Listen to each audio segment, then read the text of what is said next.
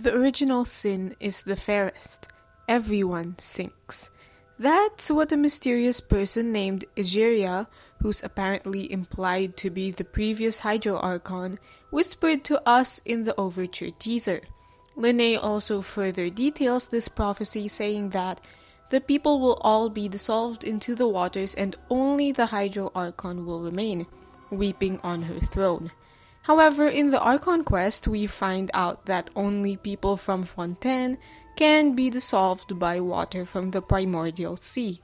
That concept probably makes sense to most casual players or even some lore theorists who aren't overthinkers like myself, but I'm here to just ruin the piece and put it out there that the concept of Fontainian is actually really vague.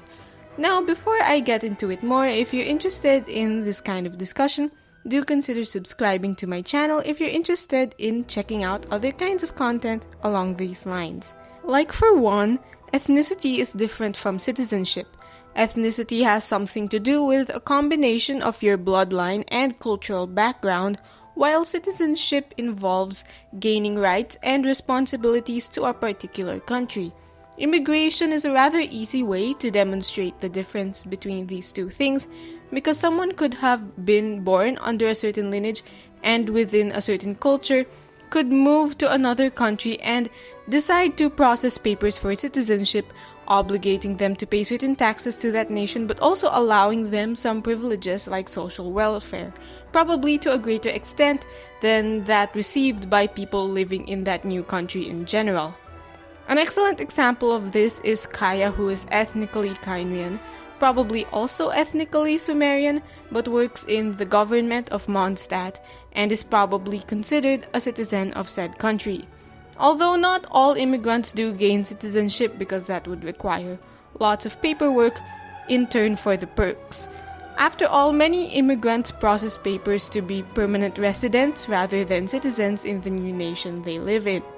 When it comes to Marcel, an immigrant from Snezhnaya, who was revealed to be the perpetrator of the dissolution of women in the Archon quest, we find out that he wasn't able to dissolve himself using water from the primordial sea, but we don't really know the details of whether he is a Fontaine citizen or if he's only considered a permanent resident, with him still retaining Snezhnayan citizenship. Of course, this sounds very nitpicky, but people have been speculating that this prophecy for the fall of Fontaine is hinting at Celestia's wrath, especially considering that Diane's life mentioned in the Travail teaser that the Hydro Archon knows not to make an enemy of the divine, which likely hints at some strain between Fontaine and Celestia.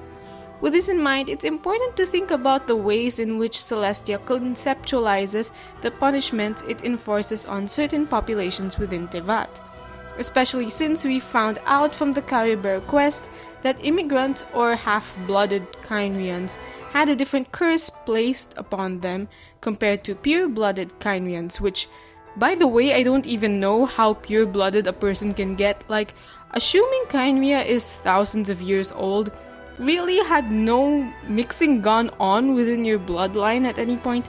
Really?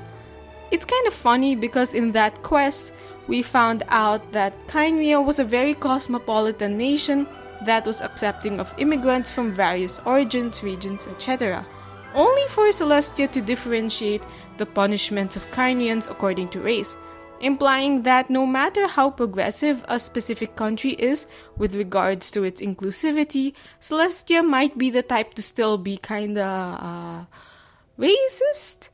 So in a sense, is the original sin truly the fairest? Will everyone truly sink? Will all the people truly be dissolved? Well, we're probably not gonna find out because we will likely resolve the crisis of Fontaine, but the specific details of this prophecy are still worth considering. Regardless, it's hard to tell if Celestia is discriminatory so far because on one hand, maybe Celestia is trying to be kind by sparing immigrants because the rationale might be like, hey, you're new to this nation, you weren't responsible for the batshit crazy crimes committed by the people native to this country we hate. But at the same time, it makes you wonder why Celestia would even ascribe sin to an ethnicity or bloodline rather than the country itself. With Kynria, it maybe makes a little bit of sense because maybe Celestia needs to target forbidden knowledge, and if they are all infected by it, maybe that's why the persecution is racially motivated. However, if it is indeed Celestia that's responsible for what Fontaine is facing right now, I'm not sure why they're punishing people by means of segregation like this. Well, that is if Celestia is the one doing it. It's giving me vibes of this sort of sins of the father trope, where a sin is carried over through ancestry, but such a thing is usually viewed as unjust. So why is Fontaine having to bear the brunt of this? In that case, it might mean that Fontaine is not suffering because of their current behavior, but maybe their past actions. Like some have suggested that Fontaine is incurring Celestia's wrath because of their technological advancements, similar to Kynria. But that's a cultural or national flaw that is being perpetuated by everyone who lives there. So why are only people with Fontainian blood targeted specifically?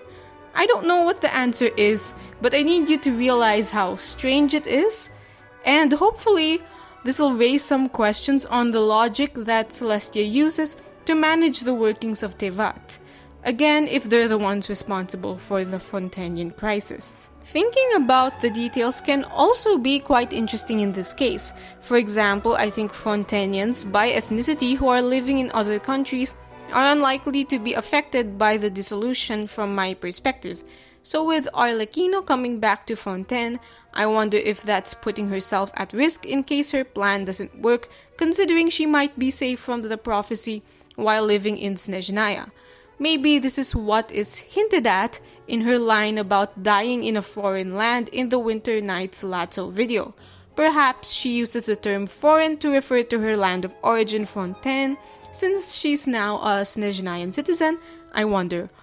Also, since the version 4.0 trailer invokes the image of everyone being dissolved along with a deluge, I wonder if the dissolution via the water from the primordial sea is not the exact same as the prophecy, because the prophecy might involve drowning everyone living in Fontaine, while the primordial sea dissolution works only on Fontainians by ethnicity. I don't know, maybe these two are different phenomena which are interconnected but might be distinct. After all, drowning and dissolution are rather different phenomena. Another funny thing to do would be trying to imagine scenarios of people with different backgrounds and posing the question of whether they'd be dissolved or not. Let's say, for example, someone like Toma. He's half Mondstadter, half Inazuman, but was born in Mondstadt and moved to Inazuma later on and probably took time to process his citizenship papers, if ever. Imagine if he was half Fontainian instead of Inazuman. Would he still be someone who could potentially be dissolved? What about someone who's like 5% Fontainian by blood but still lives in Fontaine? Is that 5% enough to allow the primordial sea water to work on that person? And also, more interestingly, I think I saw the question posed online about Chief Justice Neuvillette, who is theorized to be the next dragon sovereign of water. So people wondered if dissolution would work on him.